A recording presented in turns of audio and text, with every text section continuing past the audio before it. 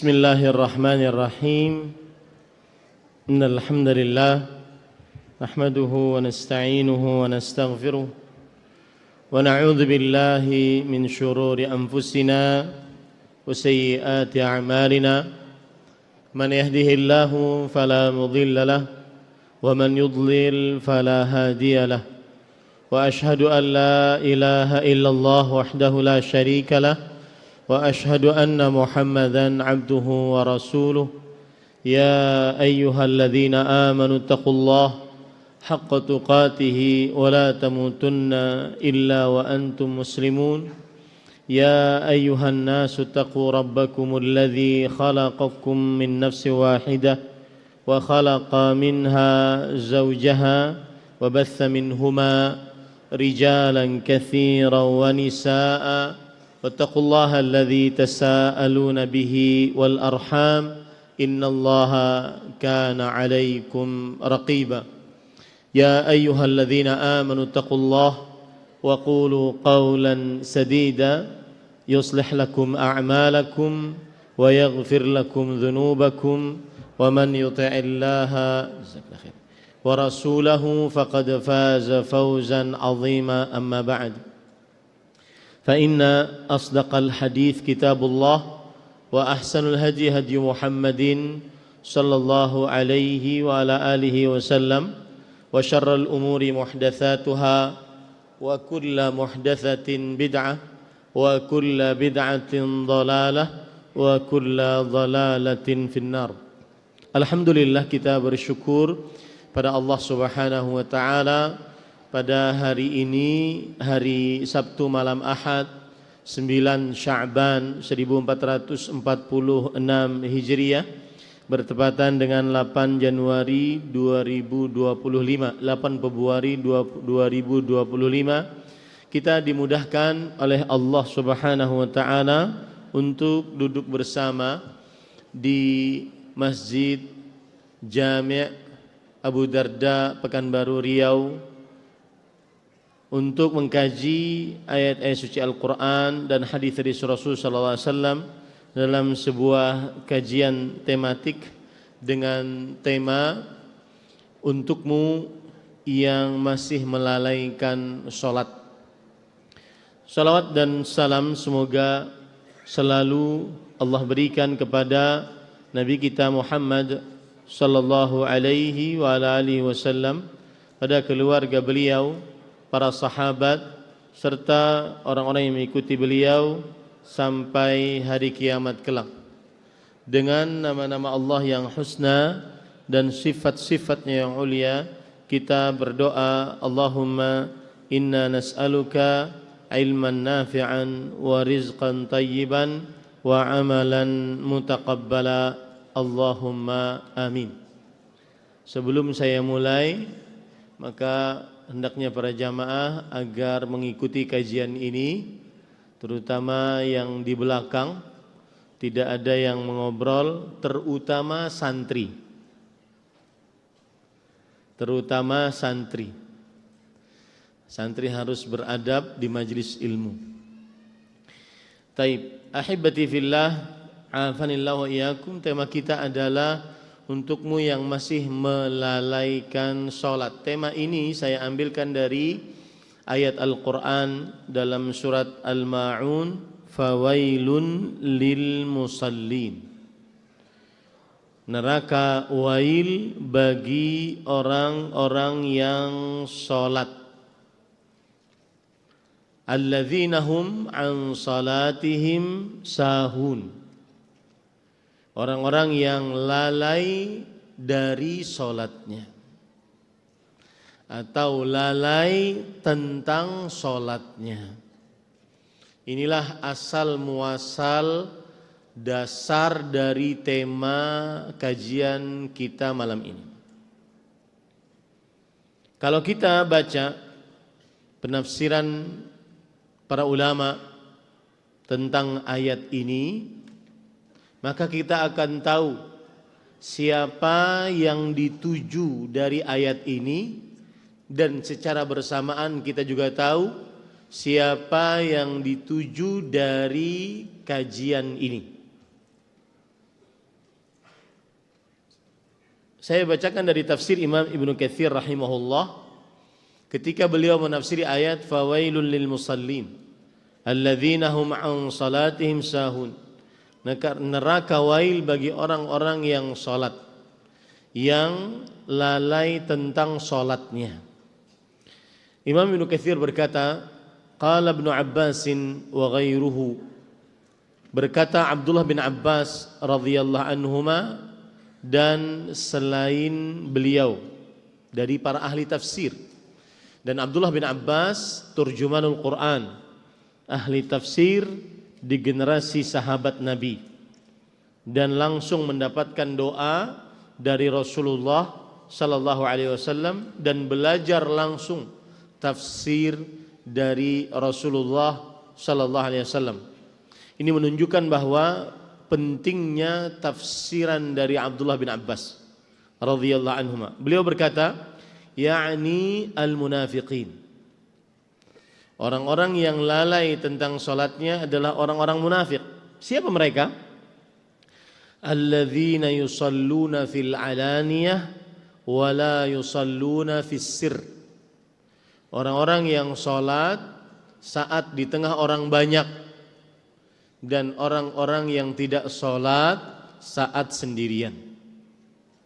Kita ambil garis ringkasnya, termasuk orang-orang yang lalai adalah orang-orang yang terkadang sholat, terkadang tidak sholat. Ini tafsiran pertama, dan untuk merekalah tujuan kajian ini. Yang terkadang sholat, terkadang tidak sholat. Terkadang sholatnya cuma subuh, karena dia bisa berjamaah di masjid di samping rumahnya, dan maghrib serta isya karena sudah pulang dari kantornya. Tapi zuhur dan asar tidak sholat karena sibuk dengan pekerjaan dunianya. Kemudian beliau mengatakan juga, alladzina hum min ahli salati wa qad iltazamu biha thumma hum anha sahun imma an fi'liha bil kulliyah.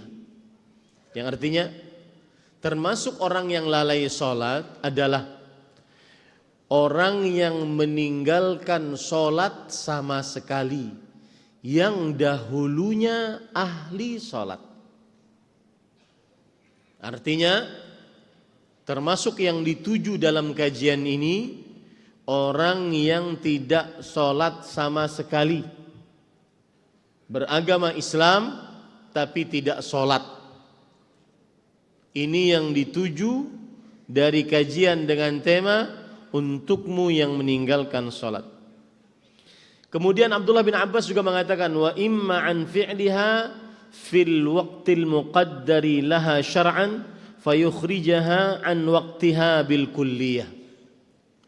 Atau yang ketiga, orang yang lalai salat adalah orang yang mengerjakan salat di luar waktunya. Orang yang mengerjakan salat di luar waktunya tanpa ada izin atau alasan yang dibenarkan oleh syariat. Benar-benar keluar waktunya tanpa ada alasan yang dibenarkan oleh syariat, baru dia salat. Tidak karena ketiduran atau karena kelupaan, tetapi memang karena melalaikan, meremehkan, malas, sehingga habis waktunya baru dia mengerjakan salat di luar waktunya. Itulah yang dimaksud dengan fawailun lil musallin. Neraka wail bagi orang-orang yang salat, alladzina hum an salatihim sahun. Orang-orang yang lalai tentang salatnya. Dan itulah orang ketiga yang dituju dari tema kajian ini. Untukmu orang-orang yang melalaikan salat. Kemudian orang yang keempat, yaitu yang disebutkan oleh Rasulullah sallallahu alaihi wasallam, dan juga dikatakan oleh para ulama ahli tafsir, wa imma an waqtihal awal fayuakhirunaha ila akhirih daiman au ghaliban. Yang keempat, orang yang mengakhirkan sholat dari mengerjakannya di awal waktu, mereka sengaja mengakhirkan sholat dan akhirnya mengerjakan sholat di akhir waktu dalam kebanyakan sholatnya. Dalam kebanyakan sholatnya dalam hidupnya selalu sholatnya di akhir waktu tanpa ada alasan yang dibenarkan oleh syariat. Sebagaimana hadis Rasul sallallahu alaihi wasallam riwayat Bukhari dan Muslim, tilka salatul munafiq, tilka salatul munafiq, tilka salatul munafiq. Itulah salatnya orang munafik. Itulah salatnya orang munafik, itulah salatnya orang munafik. Yajlisu yarqubus syams. Dia duduk menunggu matahari. Sudah masuk waktu asar, menunggu matahari hatta idza kanat baina qarnai syaitan qama fanaqara arba'an la yadhkurullaha fiha illa qalila. Ketika matahari sudah di antara dua tanduk syaitan. Antum silahkan cek di internet bagaimana matahari kalau mau terbenam. Itu seperti di antara dua tanduk syaitan. Matahari yang sudah menguning itu mau terbenam, maka dia menunjukkan waktu mau masuk waktu maghrib. Baru orang ini bangun mendirikan sholat dengan tergesa-gesa seperti burung memakan makanannya, mematuk makanannya sangat cepat dan tidak menyebut nama Allah di dalam sholatnya kecuali sedikit saja. Ini orang yang keempat yang dituju dari atau yang dimaksud dari fawailun lil musallin alladzina hum an salatihim sahun. Neraka wail bagi orang yang salat, yang lalai tentang salatnya, dan itulah orang keempat yang dituju dari tema kajian ini. Orang yang kelima disebutkan oleh Imam Ibnu Katsir rahimahullah, wa imma an adaiha bi arkaniha wa syurutiha 'ala al-wajhil ma'muri bih wa imma 'anil khushu'i fiha wa tadabburi li ma'aniha fal lafdhu yashmalu kullu hadza kullu. Yang artinya yang kelima, orang tersebut salatnya tidak memperhatikan rukunnya, syarat-syaratnya, kekhusyuannya sebagaimana yang diinginkan di dalam salat. Rasulullah sallallahu alaihi wasallam pernah bersabda dalam hadis riwayat Imam Abu Daud, "Shalli salata muwaddi'." Salatlah seperti orang yang ingin berpisah. Kalau habis salam mati, salatlah seperti itu. Kalau kata malaikat maut, "Din, kamu habis salam, mati." Maka niscaya orang tersebut akan sholat dengan benar-benar khusyuk, penuh tadabbur, rukun dan kewajiban serta syarat-syaratnya dipenuhi sebanyak-banyaknya, sesempurna mungkin. Tidak ada sholat terlalu tergesa-gesa, tidak menyempurnakan tumakninah dalam ruku, tidak menyempurnakan tumakninah di dalam i'tidal, tidak menyempurnakan tumakninah dalam sujud dan duduk di antara dua sujud. Seperti sebagian di tengah kaum muslimin, ada orang sholat tarawih 21 rakaat 5 sampai 6 menit. Maka ini tidak menyempurnakan rukun. Salah satu rukunnya adalah tumakninah. Ini termasuk yang fawailun lil musallin alladzina hum an salatihim sahun. Neraka wail bagi orang-orang yang salat yang mereka lalai tentang salatnya. Sebelum saya lanjutkan, ada faedah menarik disebutkan oleh Imam Ibnu Katsir. Seorang ulama salaf Atha bin Dinar rahimahullah pernah berkata, "Walhamdulillahilladzi qala an salatihim sahun wa lam yaqul fi salatihim sahun." Segala puji bagi Allah yang berfirman, neraka wail bagi orang-orang yang salat, yang lalai tentang salatnya. Segala puji bagi Allah atas firman tersebut. Allah berfirman tentang salatnya. Allah tidak berfirman fi salatihim sahun, bukan an salatihim, tetapi fi salatihim sahun, yang artinya lalai di dalam salatnya. Kalau seandainya firmannya lalai di dalam salatnya, maka niscaya kita semua orang-orang tersebut. Apa maksudnya lalai di dalam salatnya? Lalai di dalam salatnya, salat tetapi hatinya ke sana kemari, pikirannya ke sana kemari. Dan kita semua yang seperti itu. Allahu Akbar. Kunci ambo di mana? Pura-pura sok wibawa. Tak ada. Kiri nggak ada. Akhirnya dia mikir. Dan dia mencari kunci motor atau mobil di dalam sholatnya dan dapat. Sepertinya jatuh tadi di kamar mandi. Habis sholat dia cari dapat. Alhamdulillah Allah tidak berfirman alladzina hum fi salatihim sahun. Kalau Allah berfirman orang-orang yang lalai di dalam sholatnya, maka ini kita semua. Ibu-ibu yang sholat meracik bumbu makanan saat sholat. Allahu Akbar. Wah, bensinnya kurang, garamnya kurang. Dan benar, setelah selesai sholat dia rasain garam kurang. Itu berarti memasak saat sholat. Maka firman Allah ini adalah karunia bagi kita. Fawailun lil musallin alladzina hum an salatihim sahun. Neraka wail bagi orang-orang yang sholat, orang-orang yang lalai tentang sholatnya. Dan yang lalai tentang sholatnya 5 orang yang saya sebutkan tadi. 5 orang yang kita sebutkan tadi. Taib. Para ikhwah yang dirahmati oleh Allah, apalagi sebelumnya saya ingin mengatakan tema ini penting. Kenapa? Karena mendirikan sholat adalah rukun Islam yang kedua yang paling penting setelah mengucapkan 2 kalimat syahadat. Apalagi sekitar 20 hari lagi kita akan memasuki bulan Ramadan. Mudah-mudahan kita dipanjangkan umur oleh Allah Subhanahu wa taala.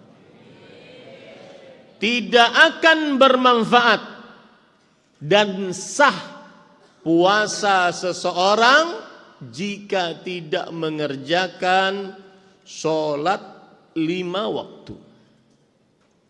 Dan ini difatwakan oleh para ulama. Dan ini berdasarkan hadis Rasul. Dalam hadis riwayat Imam Muslim, bainar rajul wasyirki wal kufri tarkus salah. Jarak antara seseorang dengan kesyirikan, kekufuran, meninggalkan salat. Kalau orang ini meninggalkan salat, sudah tidak ada jarak lagi antara dia dengan kesyirikan dan kekufuran. Dan pelaku kesyirikan, kekufuran, tidak sah amal ibadahnya apapun. Dalam hadis riwayat Tirmidzi, Rasulullah SAW bersabda, al-ahdu alladhi bainana wa bainahumus salah faman tarakaha faqad kafar.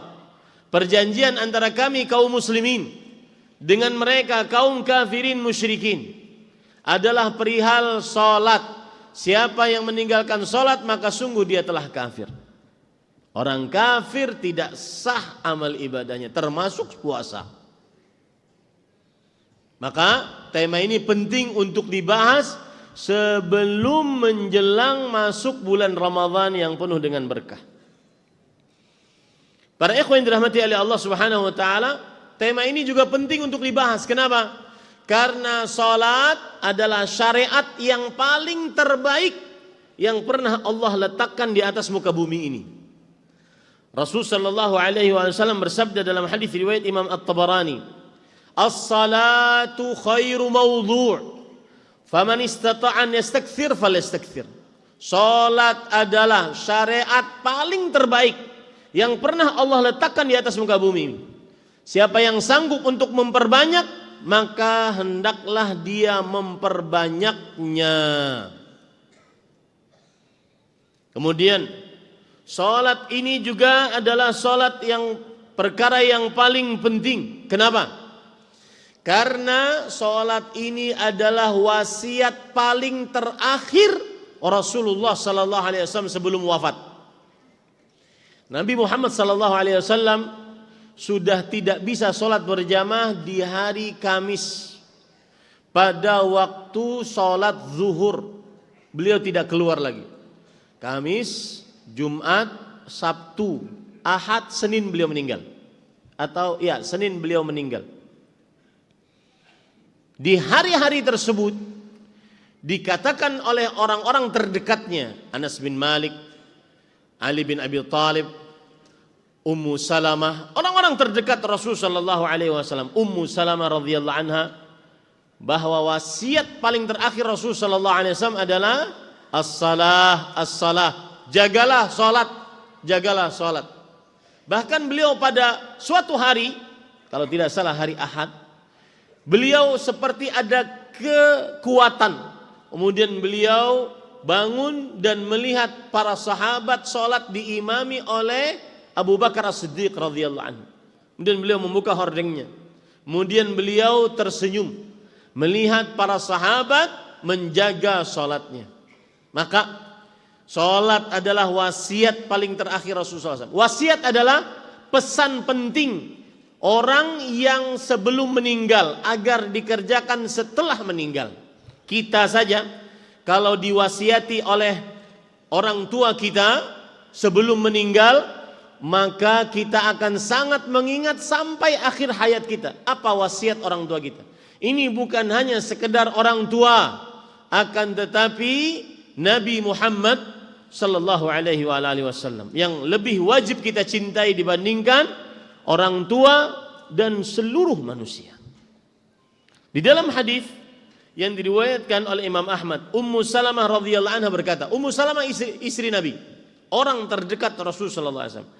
Kana min akhiri wasiyati Rasulillah sallallahu alaihi wasallam as-salah, as-salah wa ma malakat aymanukum.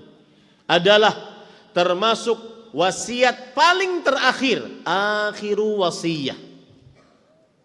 Wasiat paling terakhir Rasul sallallahu alaihi wasallam adalah jagalah salat, jagalah salat dan berbuat baiklah kepada budak-budak kalian. Kemudian kata Ummu Salamah, hatta ja'ala Nabiyullah sallallahu alaihi wasallam yulajlijuha fi sadrih wa ma yafidhu biha lisanuh. Sampai Nabi Muhammad sallallahu alaihi wasallam mengulang-ulang ucapan tersebut sampai dadanya dan lisannya penuh dengan ucapan tersebut. Bagaimana antum bayangkan orang sakit keras mau meninggal kemudian memberikan wasiat. Maka tema ini sangat penting. Ali bin Abi Thalib radhiyallahu anhu, menantu Rasul sallallahu alaihi wasallam, dan beliau salah seorang yang memandikan Rasulullah sallallahu alaihi wasallam. Beliau berkata, "Kana akhiru kalami Rasulillah sallallahu alaihi wasallam as-salah, as-salah wa ma malakat aymanukum." Adalah perkataan terakhir Rasul sallallahu alaihi wasallam. Beliau bersabda, "Jagalah salat, jagalah salat." Dan apa saja yang berkaitan dengan perlakuan kalian kepada budak kalian. Anas bin Malik radhiyallahu anhu, pembantu Rasulullah SAW, salah satu orang terdekat di rumah Rasulullah SAW. Beliau bercerita, kana akhir wasiyati Rasulullah SAW hina hadarahul maut. Adalah akhir wasiat terakhir Rasulullah SAW ketika dihadiri kematian. As-salah, as-salah. Jagalah salat, jagalah salat. Kemudian beliau berkata, wa ma zala yugharghir biha fi sadrih wa ma yafidhu biha lisanuh. Masih saja ucapan itu ada di tenggorokan beliau dan di dada beliau, lisan beliau penuh dengan ucapan tersebut. Ini para ikhwah yang dirahmati oleh Allah Subhanahu wa taala. Dan terakhir, tema ini penting. Kenapa? Karena yang melalaikan salat, maka para sahabat bersepakat la hadza fil Islam liman tarakas salah. Yang artinya Imam Malik meriwayatkan dalam kitabnya Al-Muwatta, tidak ada bagian sedikit pun di dalam Islam bagi siapa yang meninggalkan salat. Maka hati-hati para ikhwan yang dirahmati oleh Allah, jika antum yang hadir adalah orang-orang yang sekarang mengerjakan salat, mendirikan salat, bersyukurlah, mintalah istiqamah kepada Allah Subhanahu wa taala. Tetapi juga sampaikan apa yang antum dapat dari kajian ini kepada orang-orang rumah, kepada karib kerabat, kepada saudara-saudari, kakak adik, yang paman bibi, keponakan, rahim-rahim kita. Sampaikan kepada mereka tentang perihal salat ini. Sekarang timbul pertanyaan, bagaimana cara mengobati orang yang melalaikan sholat agar mau sholat, agar seseorang benar-benar tidak melalaikan sholat? Yang pertama, para ikhwan yang dirahmati oleh Allah Subhanahu wa taala, orang yang melalaikan sholat, cara mengobatinya yang pertama adalah dengan mengenalkan kepada mereka hukum sholat, hukum mendirikan sholat. Karena sebagian orang-orang yang melalaikan sholat dengan 5 pelalaian tadi, salah satu sebabnya menganggap sholat, tidak mengetahui hukum sholat. Maka di sini saya sebutkan hukum sholat, hukumnya adalah wajib bagi setiap muslim baligh, berakal, selain wanita yang haid dan nifas. Sholat hukumnya wajib, yang arti wajib adalah ma amara bihi syari' amran jaziman ustuhiqqa bil azabi tariquhu amdan mutlaqa. Apa saja yang diperintahkan oleh syariat dengan perintah yang tegas, diancam oleh Allah dengan siksa bagi siapa yang melalaikannya secara sengaja, secara mutlak. Ini para ikhwan yang dirahmati oleh Allah Subhanahu wa taala. Berarti wajib bagi siapa tadi? Muslim. Kemudian baligh, kemudian berakal. Selain wanita yang haid dan nifas. Berarti yang tidak sholat hanya orang kafir. Yang tidak sholat hanya orang yang belum baligh. Yang tidak sholat hanya orang gila. Dan yang tidak sholat hanya wanita haid dan nifas. Selain itu, bagaimanapun keadaannya, tetap wajib sholat. Kalau seandainya ada orang terkena syalal rubai, bahasa Arabnya syalal rubai. Syalal rubai artinya adalah dia stroke dari mulai leher sampai kaki, tetapi masih sadar, masih berakal, maka wajib tidak sholatnya? Wajib. Ini perhatian kepada yang kadang-kadang masuk ke rumah sakit, dinyatakan sakit, opnam di rumah sakit, tidak pernah sholat. Selama masih muslim, balik, berakal, selain wanita yang haid dan nifas, maka wajib sholat. Rasul sallallahu alaihi Allah Subhanahu wa taala berfirman, "Wa aqimus shalah," dirikanlah salat. Ayat ini menunjukkan perintah. Wal aslu fil amri lil wujub illa ma dallat dalilu ala khilafih. Asal hukum perintah menunjukkan kepada kewajiban. Dalil yang lain surat Ibrahim ayat 31. Qul li'ibadiyalladzina amanu yuqimus shalah. Katakan wahai hamba-hamba, wahai Muhammad sallallahu alaihi wasallam, kepada hamba-hambaku yang beriman agar mendirikan salat. Agar adalah kata perintah. Agar adalah kata perintah. Kemudian dalil yang lain surah Al-Baqarah ayat 238. 238. Hafidhu 'alas salawati was salatil usta. Selalu jagalah, bukan hanya sekedar menjaga, bukan hafidha yahfadhu, bukan menjaga, tetapi selalu jagalah salat dan salat yang pertengahan, yaitu salat asar. Para ikhwan yang dirahmati oleh Allah Subhanahu wa taala, Allah Subhanahu wa taala juga berfirman dalam surah An-Nisa ayat 103, "Innas salata kanat 'alal mu'minina kitaban mauquta." Sesungguhnya salat diwajibkan atas orang-orang beriman pada waktu yang telah ditentukan. Tidak boleh salat sebelum waktunya, tidak boleh salat di luar waktunya. Wajib dikerjakan salat pada waktunya. Imam Ibnu Jarir At-Tabari, Imamul Mufassirin berkata, innama huwa kanat 'alal mu'minina fardhan wuqita lahum waqta wujubi ada'ihi fabayyana dzalika lahum. Allah mewajibkan atas orang-orang beriman salat di waktu yang sudah ditentukan waktunya.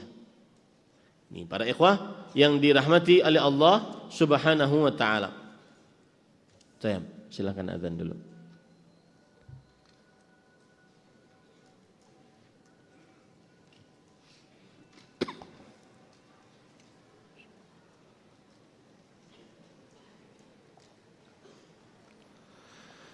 Allahu Akbar, Allahu Akbar, Allahu Akbar,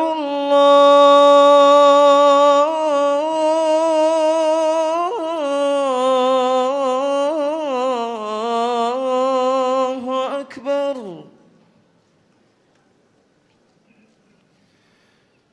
أشهد أن لا إله إلا الله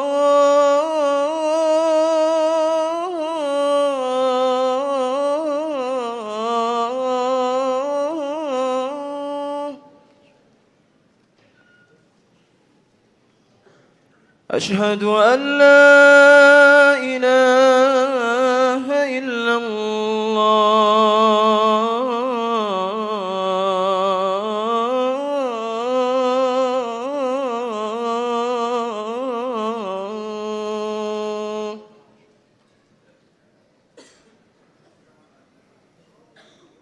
أشهد أن محمدًا رسول الله.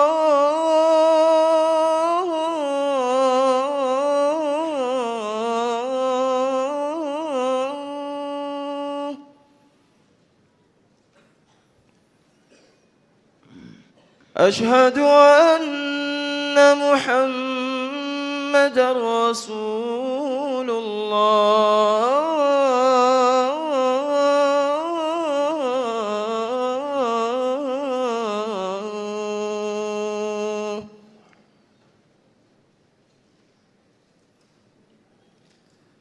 حي على الصلاة.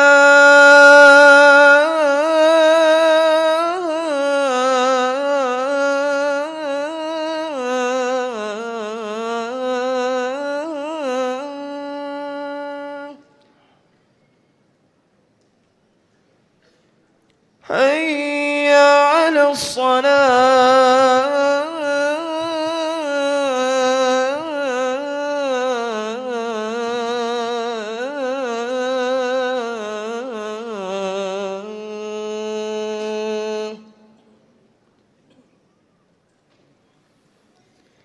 حي على الفلاح.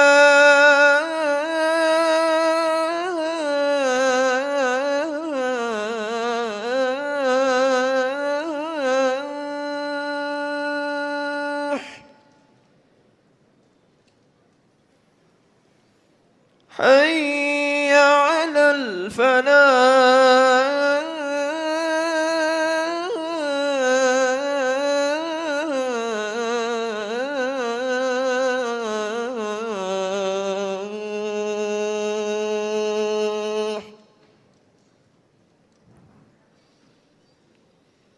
الله أكبر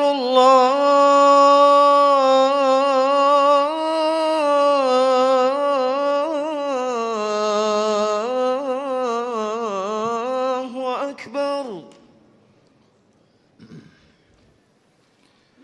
لا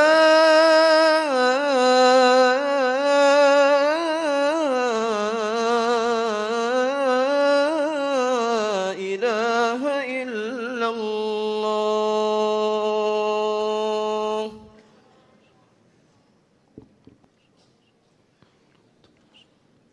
Ya, saya lanjutkan. Tadi saya janji sama panitia setelah azan pertanyaan, tapi ini saya lanjutkan sedikit. Insyaallah setelah itu baru pertanyaan. Perhatikan baik-baik para ikhwan yang dirahmati oleh Allah Subhanahu wa taala. Berarti cara mengobati orang yang melalaikan sholat, cara yang pertama apa? Sampaikan hukum kewajiban sholat.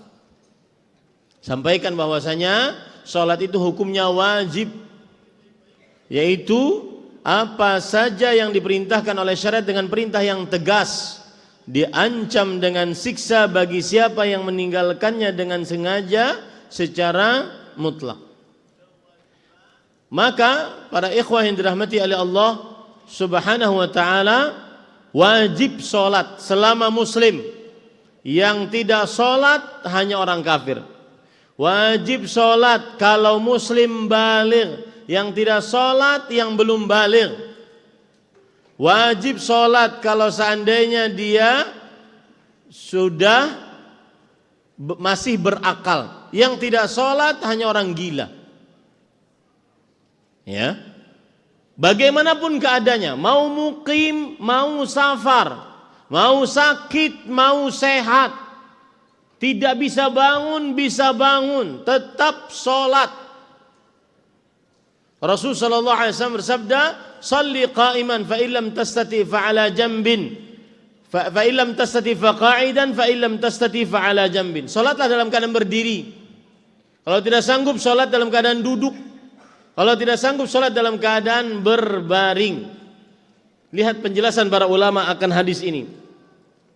Kata Al-Hafidz Ibnu Rajab Al-Hambali, beliau mengatakan, walau ajaza an dzalika kullih. Kalau dia tidak sanggup mengerjakan itu, tidak sanggup berdiri, tidak sanggup duduk, tidak sanggup berbaring, karena benar-benar sudah lemah karena sakit. Au ma'a bi tarfihi, dia salat dengan kedipan matanya. Wa shalla bi niyatihi, dan salat dengan qalbunya. Walam tasqut anhu shalah alal masyhur, tidak gugur kewajiban salat dia menurut pendapat yang masyhur dari kalangan mazhab Hambali. Fadilat Syekh Al-Allamah Al-Imam Baqiyatu Ulama'i Salaf, Dr. Salih bin Fauzan bin Abdullah Al-Fauzan, beliau mengatakan, al-muslim la tasqutu anhu shalah ma dama aqluhu thabitan.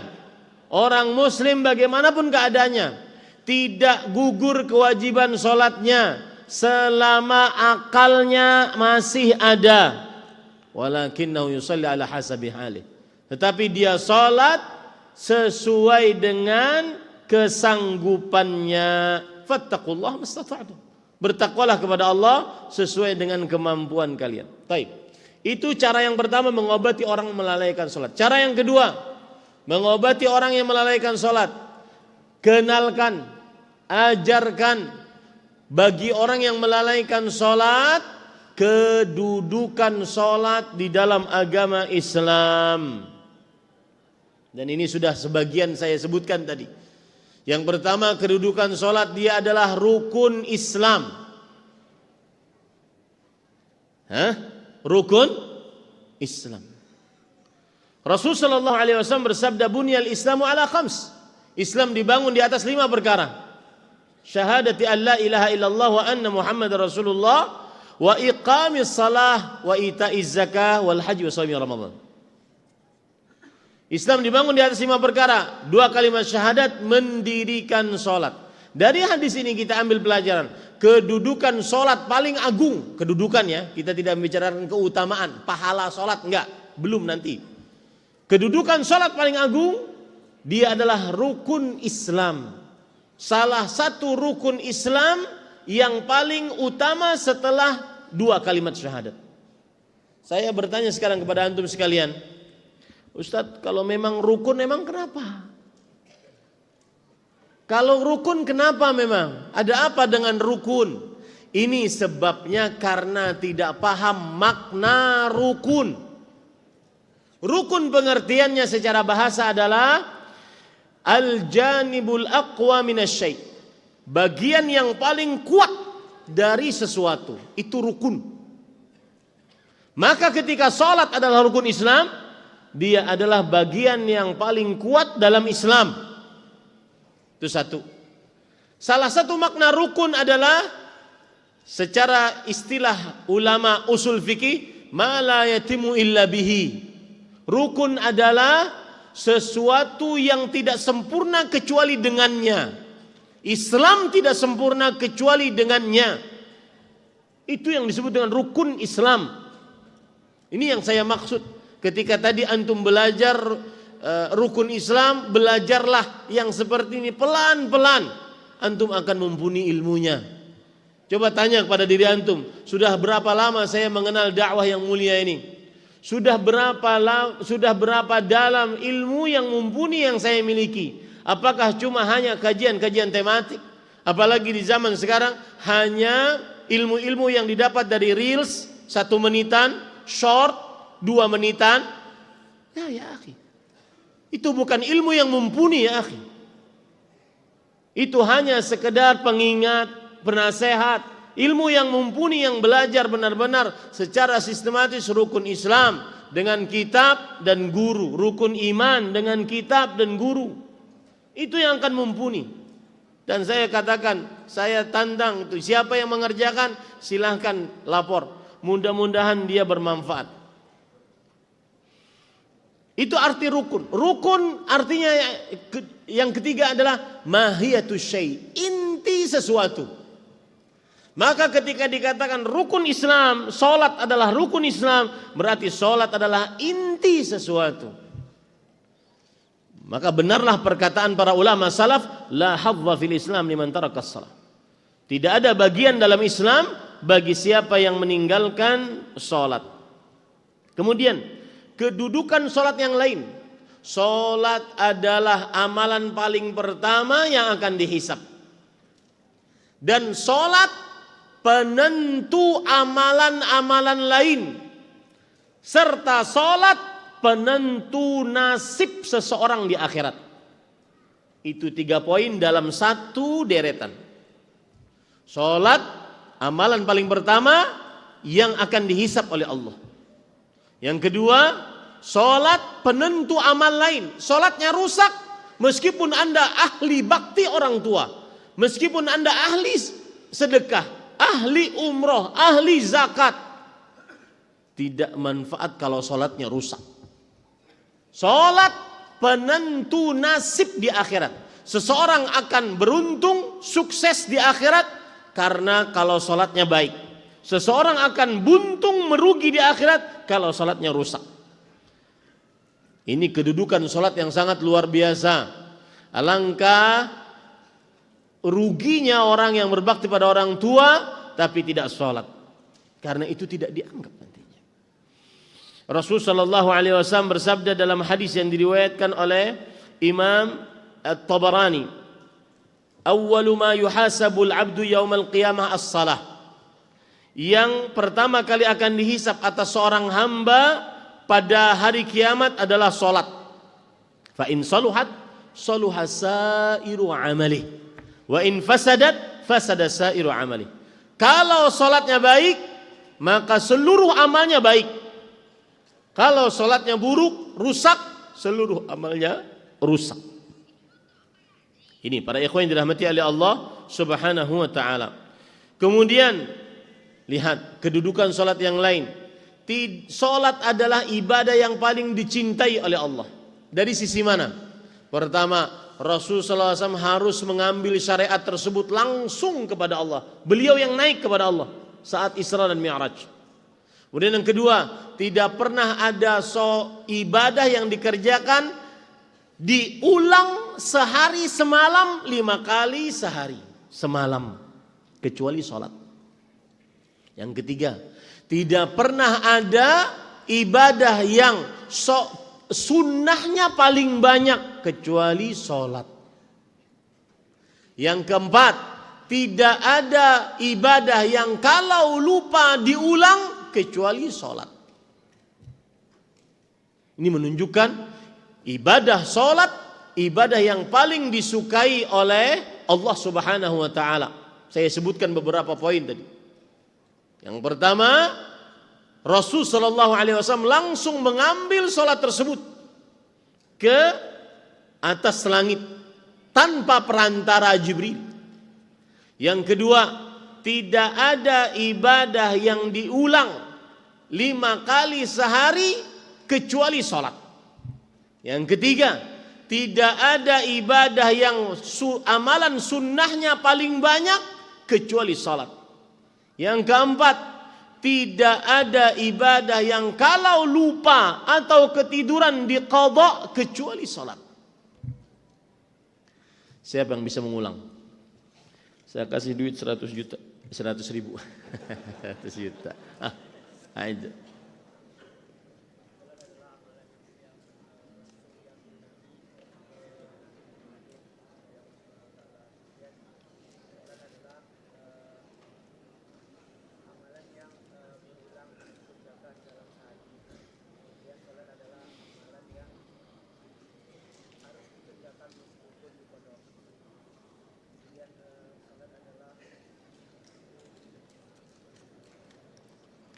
Sampingnya bantu. Satu kurang. Ambil. Salat adalah ibadah yang amalan sunnah. Ibadah yang amalan sunnahnya paling banyak. Taib. Bahkan tambahan yang kelima nih. Salat ibadah yang paling dicintai oleh Allah. Salat disyariatkan untuk anak kecil sebelum baligh. 7 tahun sudah diperintahkan sholat. 10 tahun bahkan sebelum balik, kalau tidak sholat boleh dipukul anak tersebut dengan pukulan yang tidak menyakiti. Itulah kedudukan sholat. Sekarang cara yang ketiga untuk menasehati orang yang melalaikan sholat, menerangkan kepadanya keutamaan sholat, menerangkan kepadanya keutamaan sholat. Keutamaan sholat yang paling istimewa adalah menghapuskan dosa. Keutamaan sholat yang paling istimewa adalah menghapuskan dosa. Rasulullah SAW bersabda dalam hadis yang diriwayatkan oleh Imam Muslim, "Ara'aitum law anna nahran bi babi ahadikum yaghtasilu minhu kulla yawmin 5 marrat, hal yabqa min daranihi syai'?" Wahai kalian para sahabatku, apa pendapat kalian kalau salah seorang di antara kalian di depan rumahnya ada sungai, dia mandi di sungai tersebut 5 kali sehari. Tentunya sungainya airnya bersih. 5 kali sehari, apakah masih tersisa di tubuhnya kotoran? Para sahabat menjawab, la yabqa min daranihi syai'. Tidak akan tersisa dari tubuhnya di kotoran sedikit pun. Kemudian Rasulullah SAW bersabda, "Fadzalika mathalus salawatil khams yamhullahu bihinnal khataya."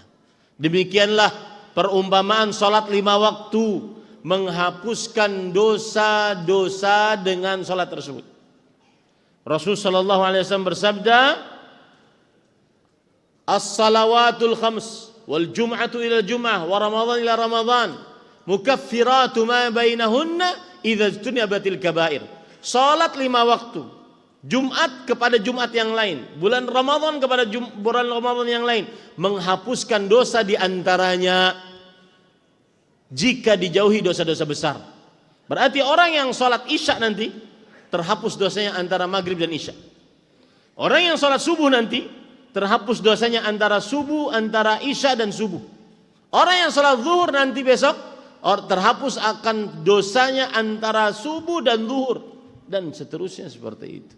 Ini keutamaan salat yang paling agung, yaitu menghapuskan dosa. Yang kedua, keutamaan salat yang paling agung juga, terutama di zaman sekarang, banyak orang-orang yang resah, gelisah dengan harta.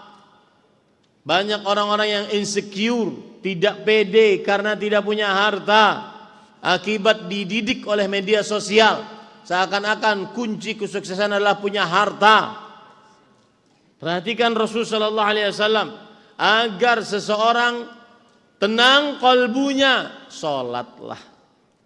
Allah berfirman dalam surah Al-Hijr ayat 97-99, "Walaqad na'lamu annahu yadhiqu sadruka bima yaqulun, fasabbih bihamdi rabbika wa kum minas sajidin." Kami benar-benar mengetahui bahwa dadamu sempit terhadap apa yang diucapkan oleh mereka, olok-olokan dari orang-orang kafir Quraisy. Maka bertasbihlah memuji Rabbmu, dan jadilah engkau orang-orang yang sujud bersama orang-orang yang sujud. Maka salat sanggup menghilangkan rasa gundah. Saya ingin menyebutkan sebuah faedah menarik. Ali bin Abi Thalib radhiyallahu anhu pernah ditanya, "Ayyu syai'in akbarul makhluqati quwwatan?" Makhluk mana yang paling kuat di atas muka bumi ini? Beliau menjawab, gunung. Makhluk yang paling kuat, dia merupakan pasak-pasak bumi. Tetapi gunung bisa dipahat dengan besi, berarti makhluk yang paling kuat adalah besi. Tetapi besi bisa dilelehkan oleh api, berarti makhluk yang paling kuat adalah api.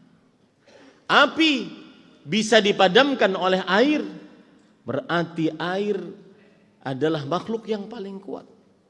Air bisa dihalau oleh angin, makanya ada hujan, berarti makhluk yang paling kuat adalah angin. Angin bisa dihalau oleh manusia, berarti manusia adalah makhluk yang paling kuat. Tetapi manusia ada sesuatu yang menyesakkan dadanya, yaitu perasaan resah, gelisah, gundah, tidak karuan. Berarti makhluk yang paling kuat adalah alham wal gham, rasa resah, rasa gelisah, tidak tenang, tidak lapang dada. Dan yang mampu menghilangkan makhluk yang paling kuat tersebut adalah apa? Salat. Jangan pernah remehkan salat. Kapan resah, gelisah, maka ambillah air wudu, salatlah 2 rakaat. Ini para ikhwah, faedah yang menarik. Kemudian yang selanjutnya, itu cara yang ketiga. Karena waktu ya saya sempitkan. Banyak sebenarnya keutamaan salat yang sangat luar biasa. Sekarang kita ingin mengobati dengan cara yang keempat, yaitu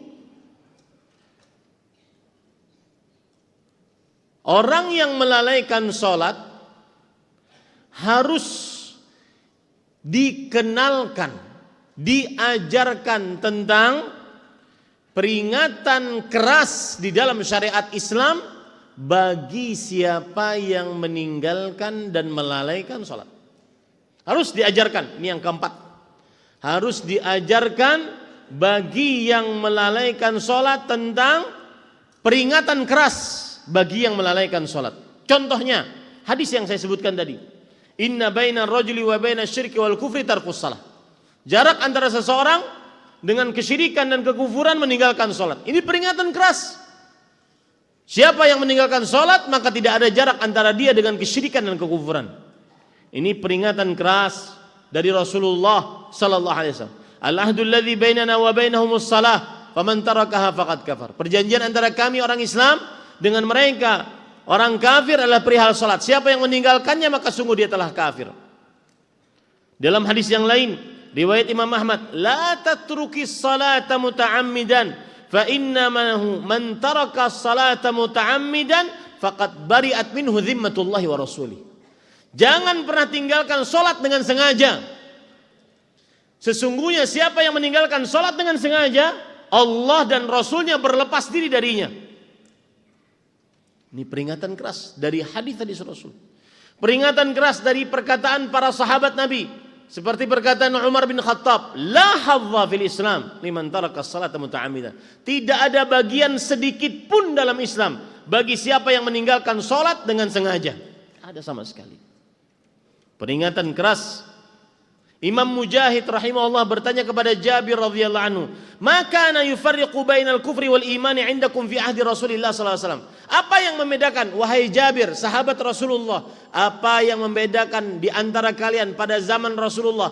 Ini mukmin, ini kafir. Apa yang membedakannya? Kata Jabir radhiyallahu anhu, "As-salah." Tidak ada yang membedakan kecuali salat. Yang salat beriman, yang tidak salat kafir.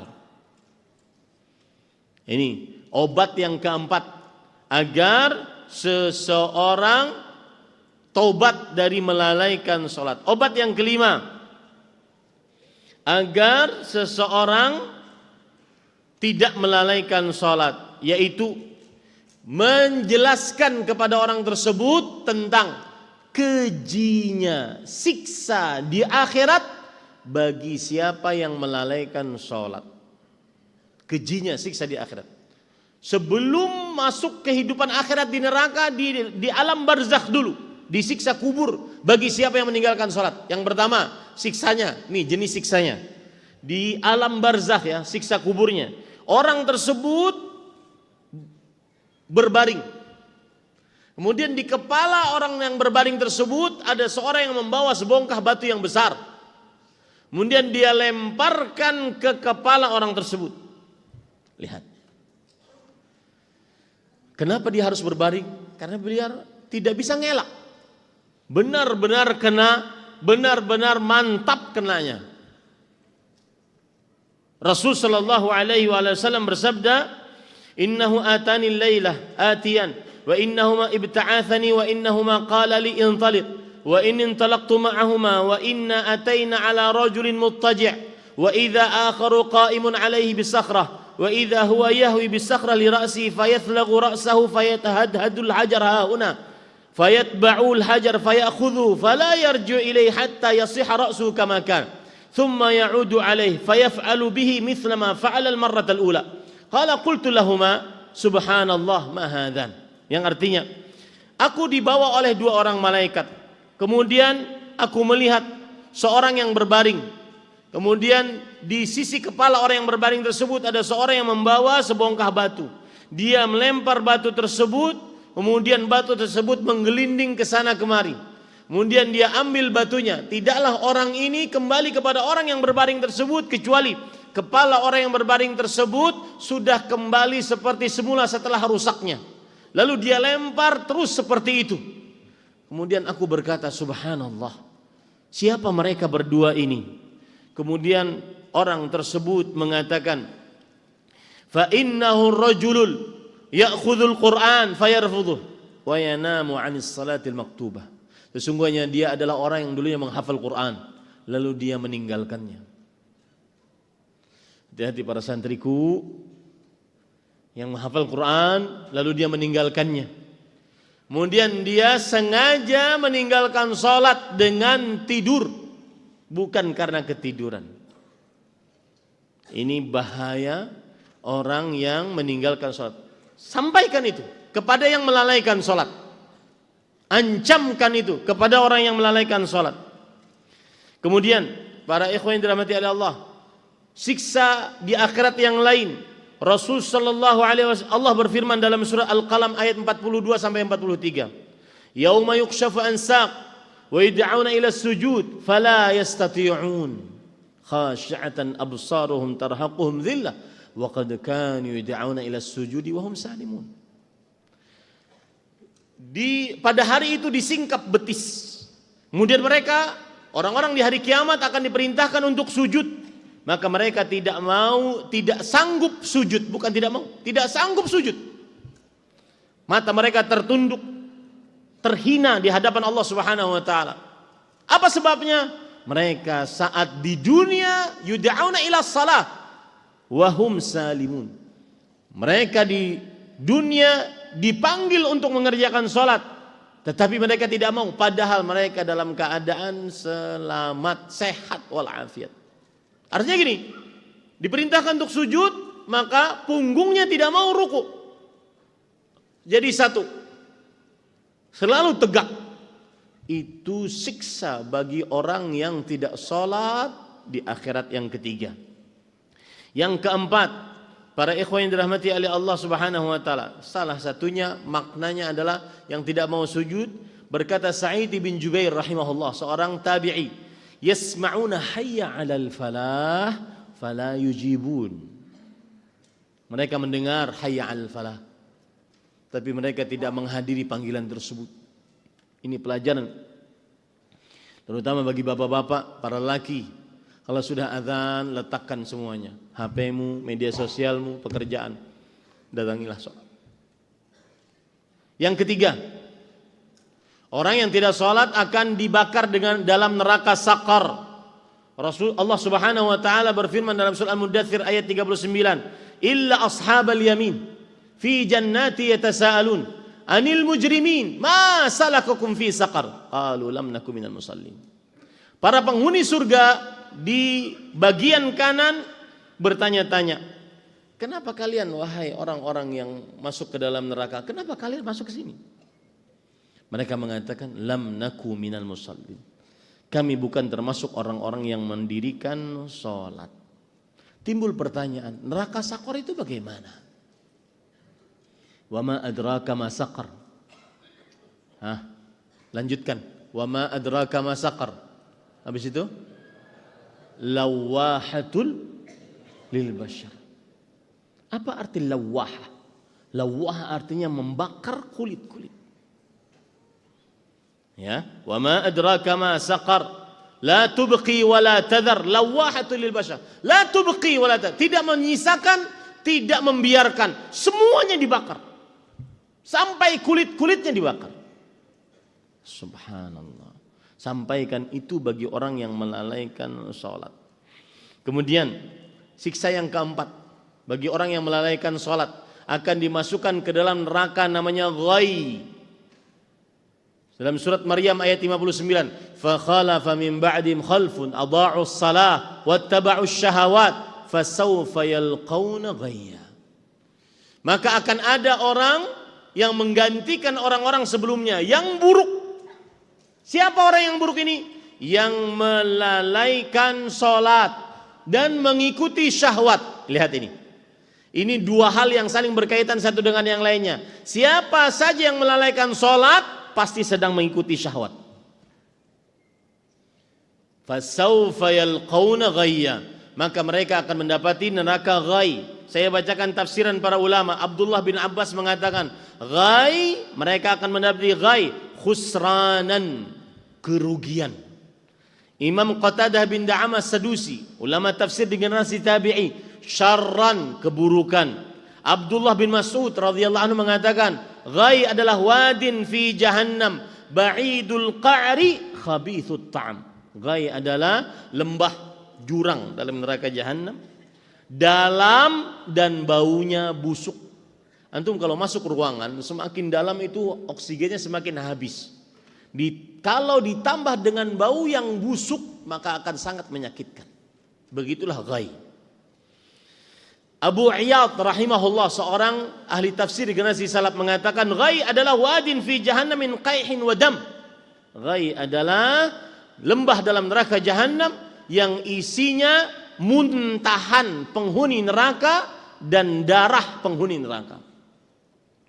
Itu bagi yang melalaikan sholat. Satu lagi, yang kelima, ancaman siksa bagi orang yang melalaikan sholat, yaitu awal ayat yang saya sebutkan, fawailun lil sallim. Neraka wail bagi orang-orang yang salat. Siapa mereka? Apa itu neraka wail? Wail adalah wadin fi jahannam, law suyirat ma'ahul jibalu lama'at. Sebuah lembah dalam neraka jahanam, kalau gunung dimasukkan ke dalamnya meleleh. Gunung terbuat dari apa, Pak? Batu. Batu adalah yang paling kuat di atas muka bumi ini. Makanya Allah menyebutkan kekerasan dengan batu. Fahiya kal hijarati au ashaddu. Kekerasan dengan batu. Tetapi karena saking panasnya wail, dimasukkan gunung meleleh gunungnya. Sampaikan itu kepada orang yang melalaikan salat. Taib, ini yang bisa saya sampaikan. Sebelum saya tutup, saya akan menyebutkan, Ustaz, saya ingin bertobat.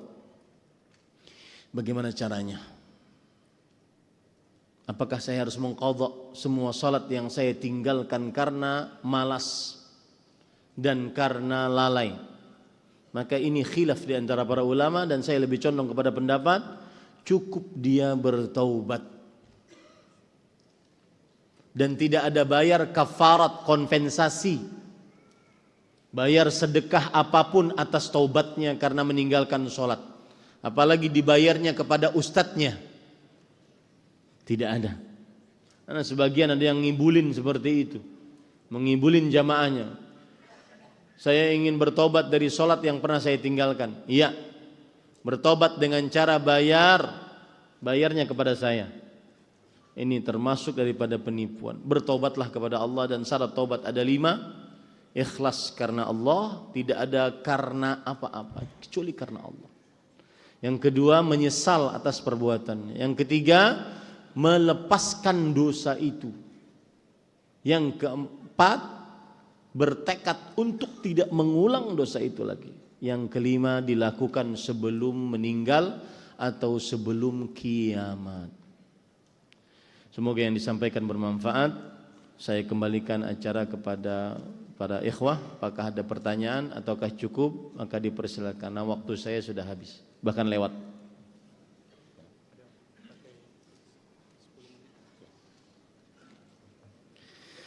Berapa jarak yang sahih hukum menjamak atau mengqashar salat wajib? Apakah harus 80 kilo? Gini para ikhwah, untuk salat qashar, salat qashar yang 4 rakaat jadi 2, baik itu isya, zuhur dan asar, maka itu bisa dikerjakan saat safar. Dan sholat qashar saat safar itu ada 2 pembicaraannya, 2 sisi. Ingat baik-baik ya, agar antum mudah memahaminya. Yang pertama, yang berkaitan dengan jarak. Yang kedua, yang berkaitan dengan singgah.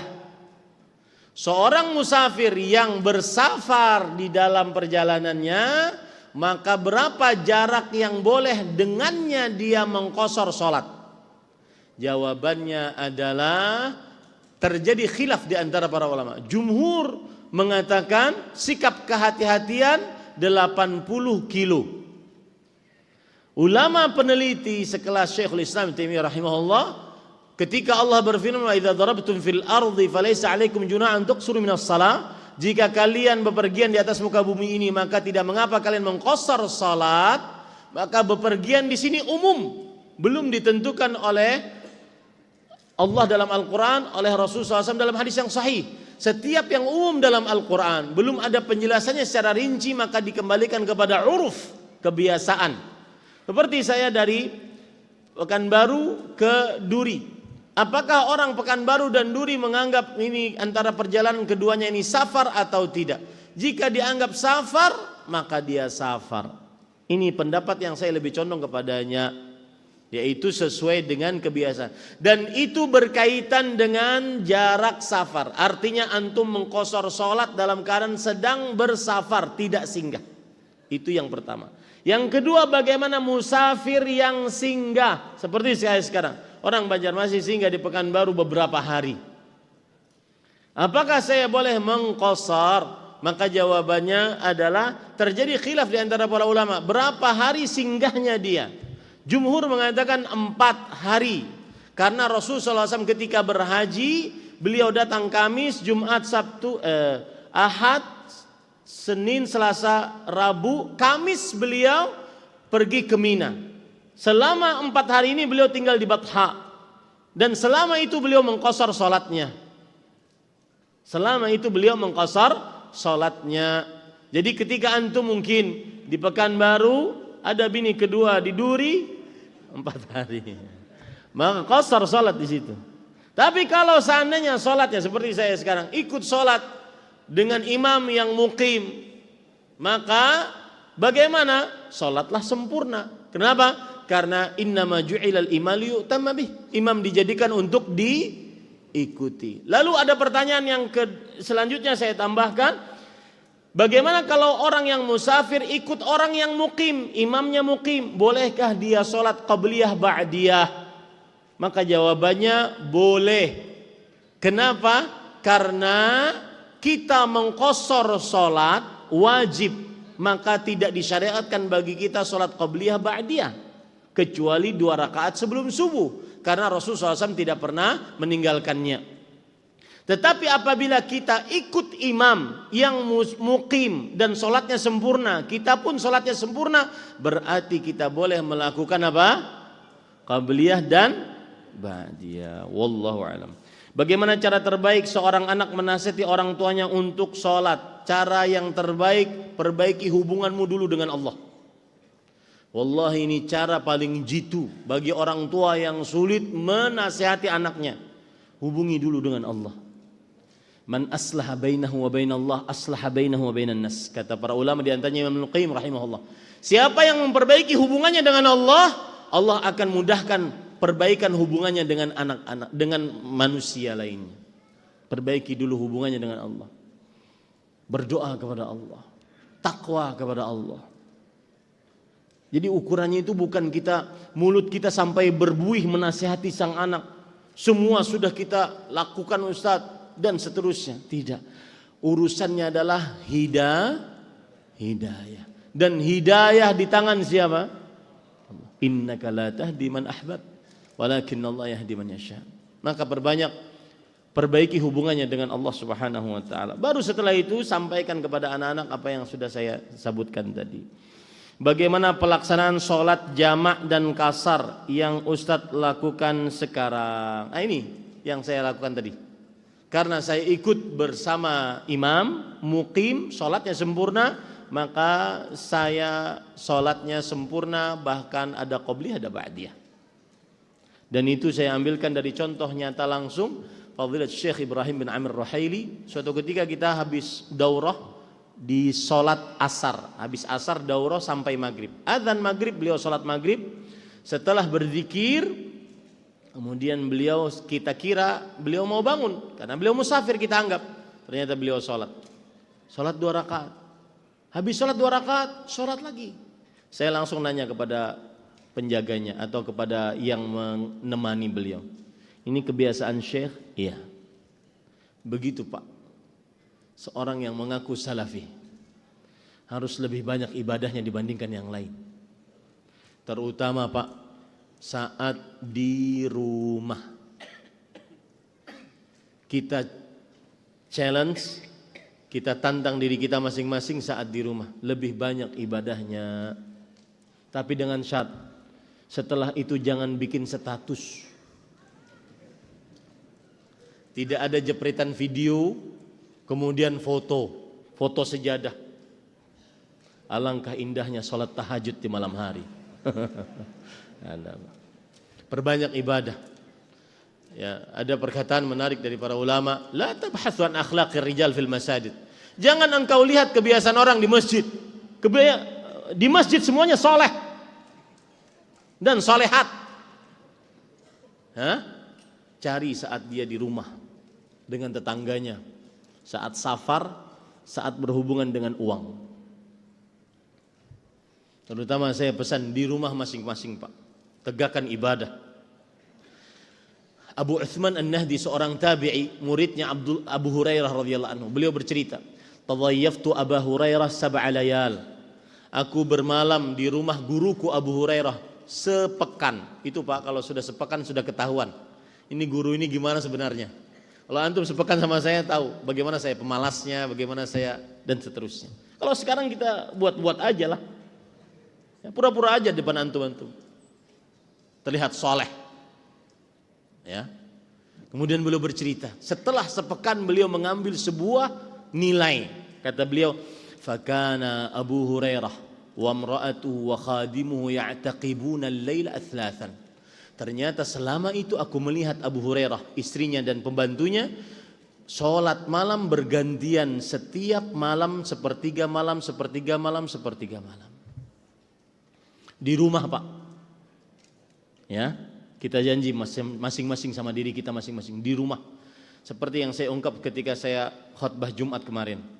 Jangan sampai malah saat sendirian di rumah menjadi akhlak, menjadi habit, kebiasaan, pasti maksiat. Hati-hati Pak. Tidak ada manfaatnya. Takutlah kepada Allah Subhanahu wa taala.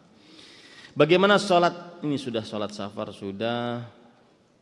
Tapi berkaitan dengan hari Jumat. Bagaimana saat safar pada hari Jumat? Mohon nasihatnya. Apakah saya boleh menjamak sholat Jumat walaupun saya mendapatkan masjid di saat waktu sholat Jumat tiba? Saya nasihatkan gini. Jangan menjamak kecuali saat sangat terpaksa. Kenapa para ikhwah? Sholat yang paling kuat syarat sholat adalah waktu sholat. Min akadi syurutis salah al-waqt. Termasuk syarat paling ditekankan dalam sholat adalah waktu. Maka kalau menjamakkan berarti merubah waktunya. Maka jangan menjamak kecuali dalam keadaan sangat terpaksa, lemah. Dan ini yang kita dapatkan seperti para masyayikh kita. Kalau seandainya mereka sudah bermalam, tidak jalan. Tidak jalan itu maksudnya tidak di dalam perjalanan. Sehingga maka mereka sangat memperhatikan sholat pada waktunya. Meskipun dengan cara diqashar. Tidak menjamaknya kecuali dalam keadaan terpaksa. Ya, ini para ikhwan yang dirahmati oleh Allah. Maka nasihat saya, sholatlah sholat Jumat. Kemudian nanti kalau seandainya di safar dia bisa singgah sholat asar, singgahlah. Wallahu alam. Tolong diberikan penjelasan di saat waktu masuk waktu sholat tapi kita masih melanjutkan kajian dan belum melaksanakan sholat karena masih ada jemaah yang belum paham. Jazakumullah khair atas pertanyaan yang bagus ini. Maka jawabannya, sholat Isya Rasulullah SAW pernah mengakhirkan sholat. Kemudian Umar bin Khattab mengatakan, as-salah ya Rasulullah. Wahai Rasulullah, salat. Umar bin Khattab, subhanallah. Ya. Kemudian ta'ibun nas, orang-orang sudah capek wahai Rasulullah SAW.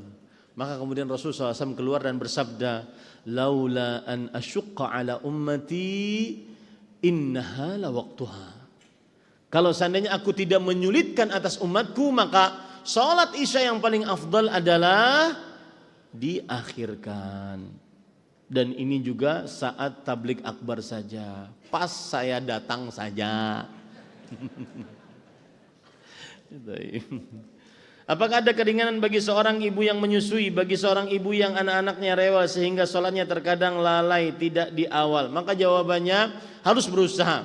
Jangan sampai dia melalaikan seperti mengakhirkan terus-terusan. Kalau dalam keadaan sesekali karena terpaksa anak ini tidak bisa ditinggal masih mending. Terus-terusan, makanya saya tadi kalau antum review kajian saya terus-terusan selalu itu yang tercela. Wallahu alam.